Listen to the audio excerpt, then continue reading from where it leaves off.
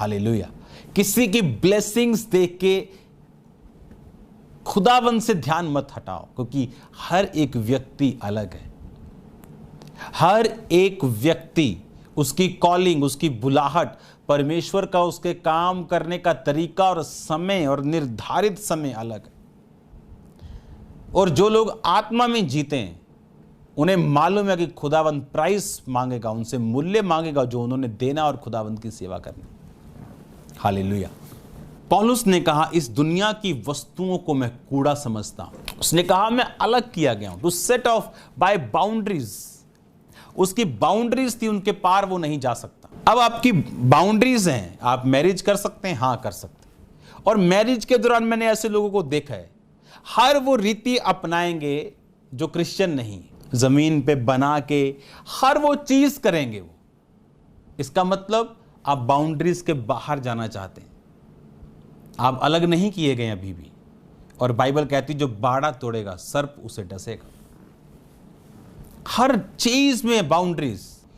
Most blessed time जब आपको सब लोगों ने ब्लेस करना है, आपने शैतानी माहौल बना दिया और सारी उम्र फिर वाइफ से लड़ते रहे, घर को नरक बना दिया। जिस टाइम खुदावंद को ऊंचा करना था उस टाइम शैतान को ऊंचा कर दिया। बाद में चर्च चले गए, उसका क्या फायदा। बाद में गले में क्रॉस डाल दिया, बोले हम क्रिश्चियन हैं। जब प्रूफ करने का टाइम था तब तो किया नहीं। अब क्या क्रिश्चियन और नॉन क्रिश्चियन। तो सिंह और नाग को कुचलेगा जो छाए स्थान में बैठा रहेगा। बैठा रहेगा, भागेगा, आएगा नहीं, जाएगा नहीं, बैठा रहेगा। तो सिंह और नाग को यानी शैतान को कुचलेगा। तेरे पास अथॉरिटी होगी, तू अधिकारों के साथ भरा हुआ होगा।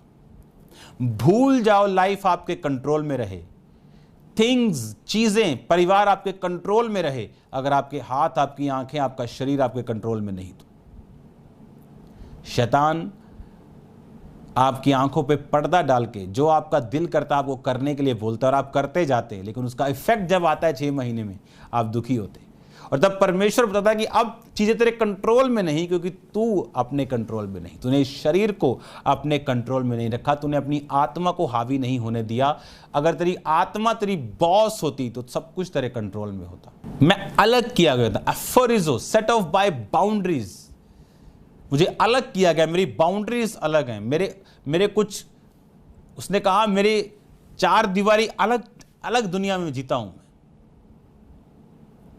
हालेलुया। और मैं जानता हूं जब आप खुदावंद के साथ खड़े रहेंगे, उसके साथ समय को बिताएंगे, अथॉरिटी आपके अंदर बढ़ती जाएगी, ब्लेसिंग्स बढ़ती जाएंगी। एक बंदे ने कहा परमेश्वर को, उसने कहा प्रभु मेरा नौकर बीमार है, मेरे घर में आओ।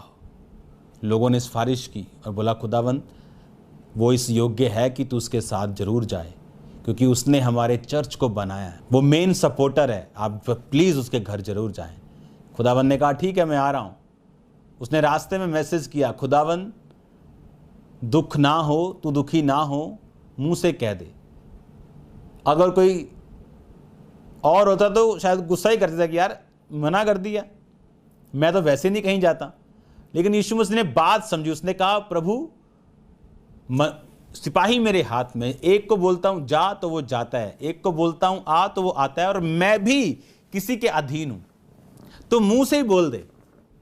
उसको मालूम था अथॉरिटी किसे कहते हैं। मैं भी किसी अथॉरिटी के कहता नीचे हूं, मेरे भी कोई नीचे है। अथॉरिटी में रहने वाला, अंडर रहने वाला ही अथॉरिटी चला सकता है। इमेजिन करो ऐसे लोग जो अपने स्पिरिचुअल फादर के खिलाफ बोल चुके हैं, सोचो उन अथॉरिटी को अब्यूज किया, उनके नीचे भी रहने वाले लोग कभी उनके अधीन नहीं रह सकते, हमेशा उनको तंग करते नजर आएंगे। क्यों? आपने अथॉरिटी अब्यूज की और आपको वही मिला जो आपने बोया। खुदाबंद ने कहा मैंने ऐसा विश्वास इज़राइल में भी नहीं पाया, जाओ बोलो उसका सेवक चंगा हो चुका।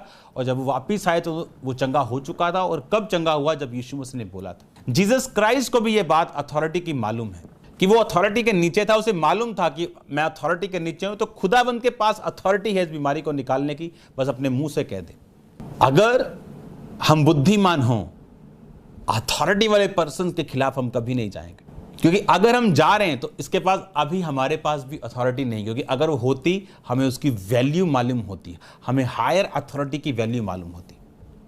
इसलिए परमेश्वर ने कहा ऑनर दीज अथॉरिटीज, इन अथॉरिटीज का ऑनर करो।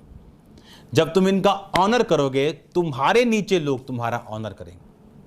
आज लोग जब शारीरिक रीति के साथ चलते हैं उन्हें आत्मिक अथॉरिटीज कभी नहीं मिलती और खुद वो रिजल्ट उनकी लाइफ में कभी नहीं आता।